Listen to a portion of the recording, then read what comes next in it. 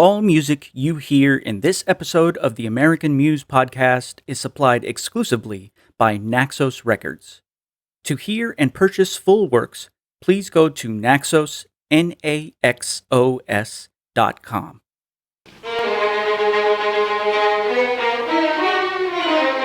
Welcome to American Muse Podcast, where we explore hidden secrets in the landscape of 19th and 20th century American orchestral music. Your host is Dr. Grant Gilman, conductor, violinist, and author based in Atlanta, Georgia. In each episode, Grant unearths a fresh orchestral work by an American composer you may not even know. And by the end, we hope you are a new fan of the composer and their music. Now, your host, Maestro Grant Gilman.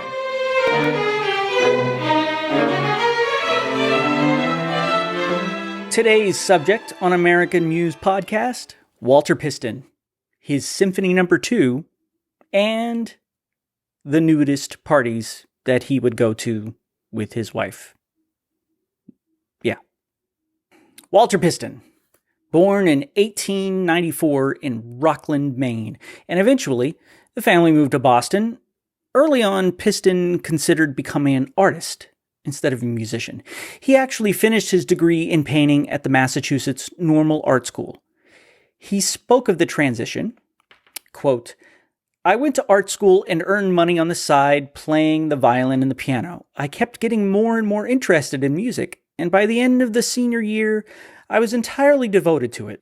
But by then, I was so near to graduation, I decided to finish up school and I got my diploma as a painter." Since the Pistons didn't have a piano around until they moved to Boston, Walter picked up the violin and reportedly practiced so much his mother complained. That is absolutely not something that would have happened in my house growing up. Quite the opposite. One quote of Piston is just funny on its own, but also shows his continuous curiosity. Before he began his studies at Harvard, he seems to have wanted to get ahead of the draft, entering the Navy band at MIT. He explained, quote, "When the war came, the First World War, that is, and it became obvious that everybody had to go into the service, I wanted to go in as a musician. I couldn't play any band instrument, but I knew instruments and I knew that the saxophone was very easy."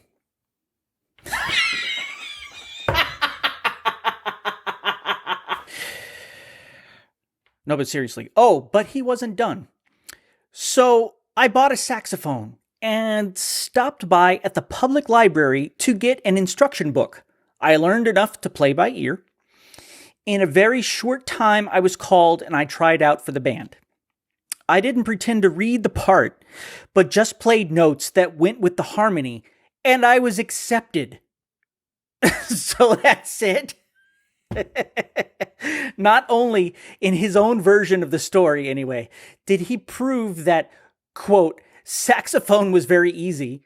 Really? That was the standard of getting into the Navy band at MIT in the early 20th century?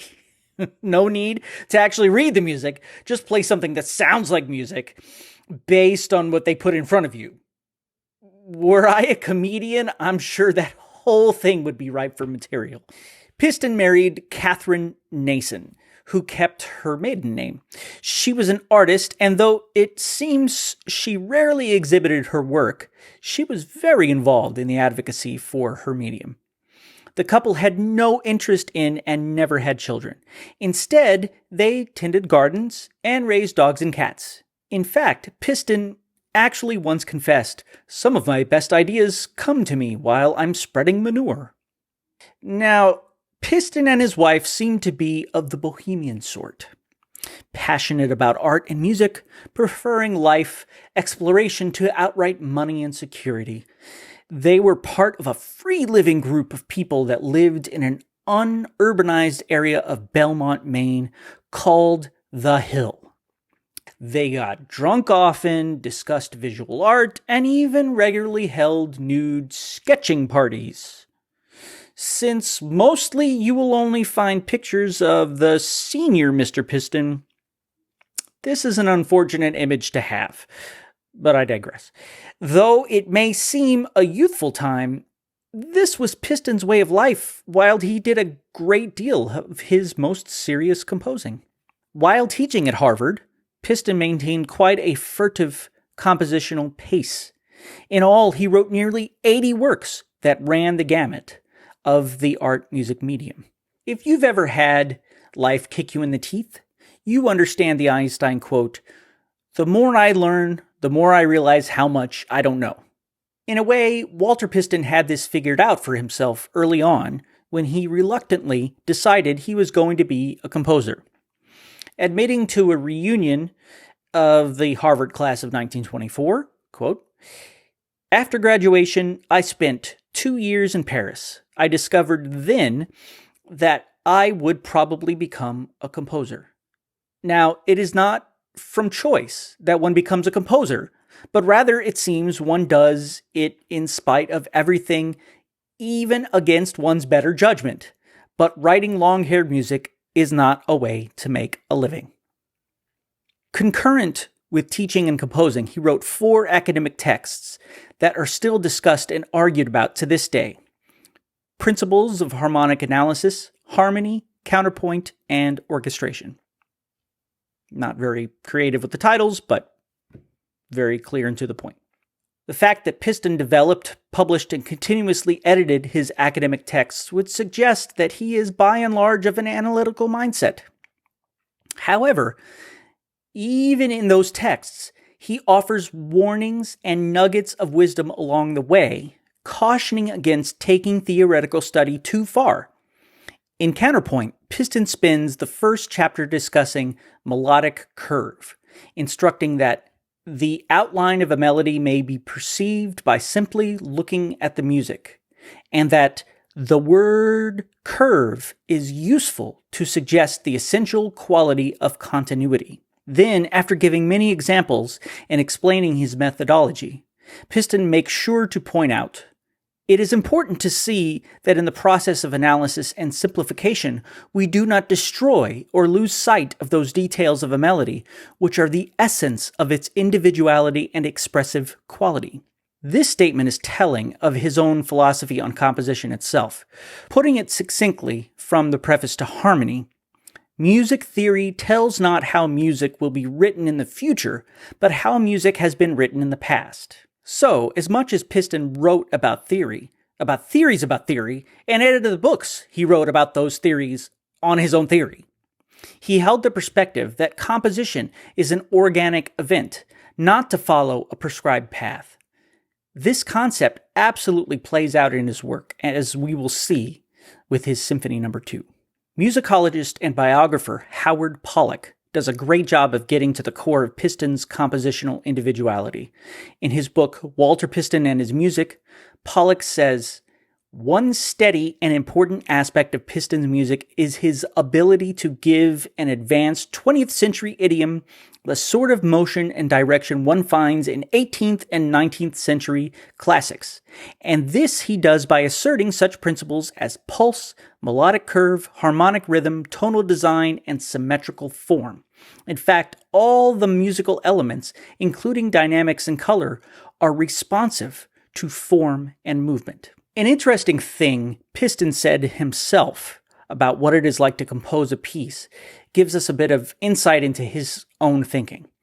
Quote, "I used to tell my students, as soon as you put down one note, you've changed the conditions, and then you have to consider the others in relation to this, whereas before you put it down, you're free. On the other hand, you've got to be ready to throw that away, and that takes courage." I'm sure this mirrors the writing process quite closely. His Symphony No. 2, written in 1943, was premiered by the National Symphony Orchestra in 1944. Obviously, the timing of completion and premiere can't be separated from World War II.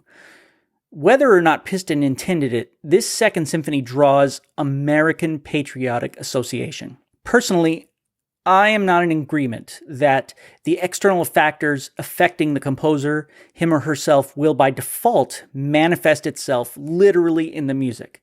Though a few musician quotes from early performances show a strong emotional response. Hans Kindler, who conducted the premiere, said, "The symphony is without even the shadow of a doubt one of the half-dozen great works written during the last 10 years.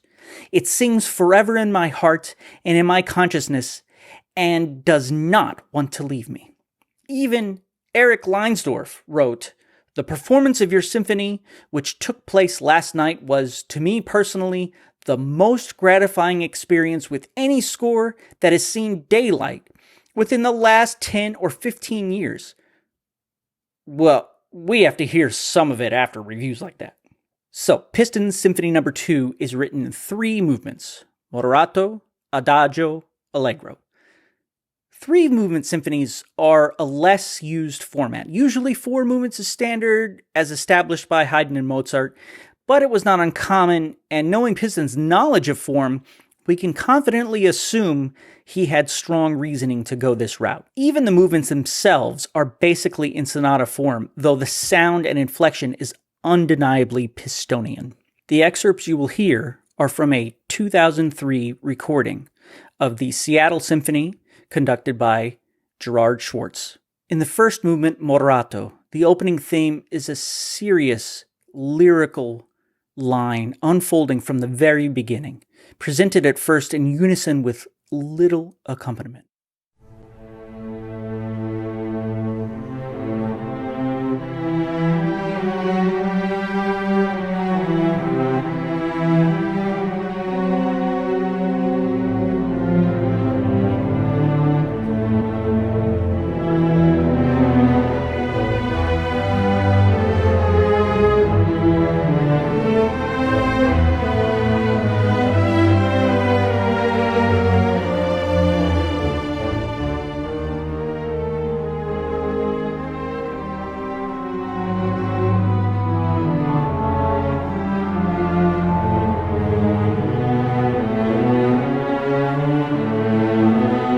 The second theme is a dramatic contrast to the first, playful, off-kilter, almost tongue-in-cheek.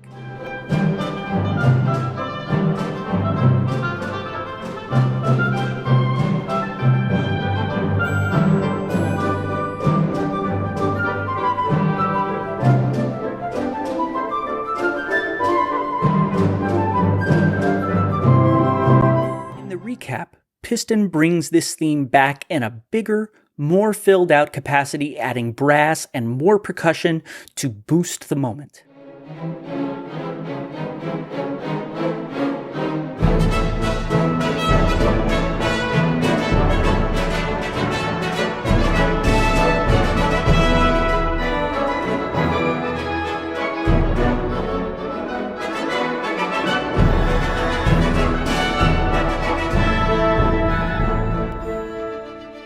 However, to close the movement, this sort of fanfare becomes a calm brass chorale ending just with the same seriousness as he began.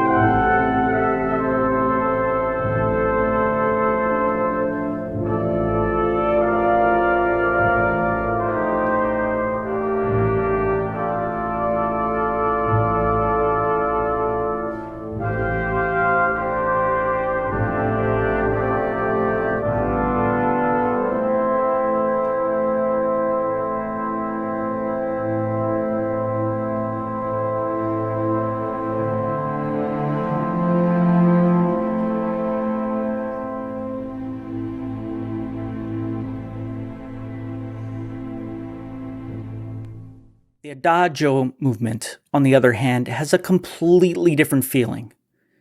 Like home. Down to earth. After a brief introduction to set the soft texture, syncopated pulses in the strings accompany a gorgeous clarinet solo, crafted and presented with simple delicacy.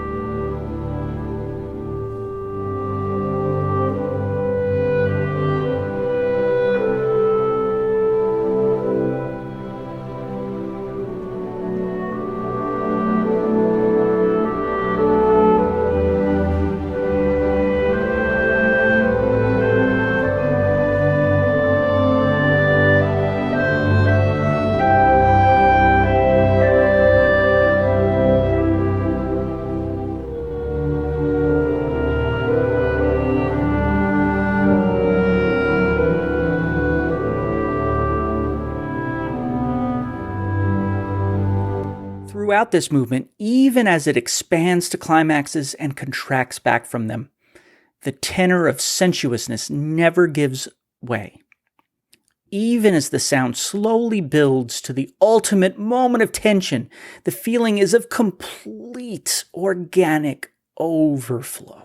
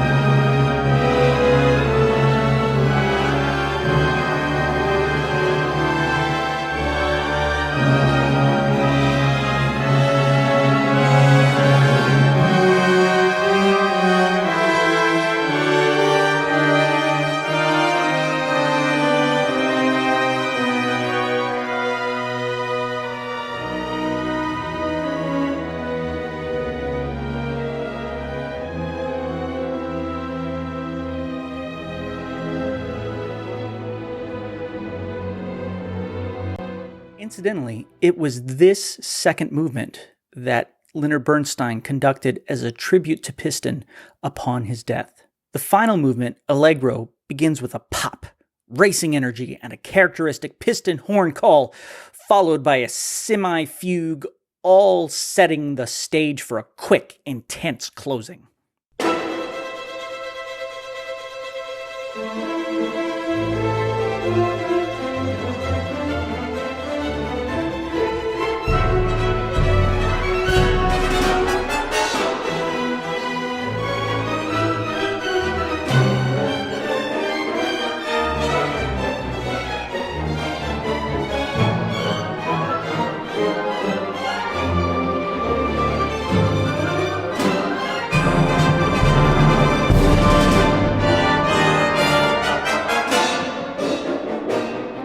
When this same material is repeated, it is appropriately right at the height of excitement as Piston barrels into the recap.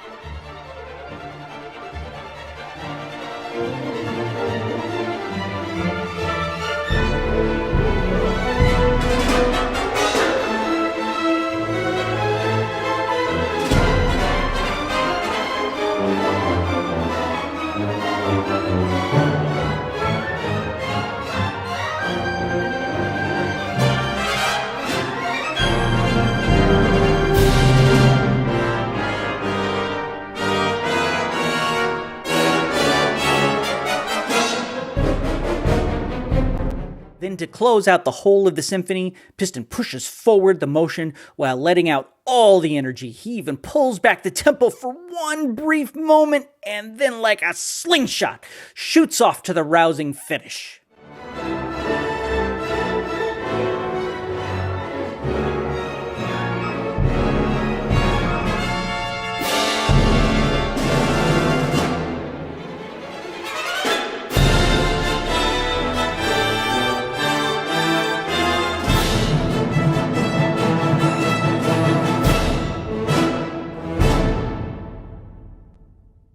Honestly, most of the orchestral pieces in Piston's portfolio deserve to be heard, analyzed, enjoyed, most notably including his 8 numbered symphonies, the ballet, The Incredible Flutist, 3 New England sketches, and Serenata for Orchestra. Carrying on his legacy, not only will his theory texts continue to be discussed for many decades to come. After teaching at Harvard for 34 years, his long list of students includes some recognizable names, such as Samuel Adler, Leroy Anderson, Arthur Berger, Leonard Bernstein, Elliott Carter, and Conlon Nancarrow. Piston's music is moving and on the edge of what came to be a new sound in American music. Even now, his pieces have a distinctiveness of both depth and quality. As we continue to perform and hear his music, we will come to know more of the character of this great composer. If you like what you have heard and want to support the advocacy of American orchestral music, please consider signing up to donate regularly at patreon.com for our continued production of this podcast. Also, subscribe for updates wherever you get your podcasts so you don't miss an episode.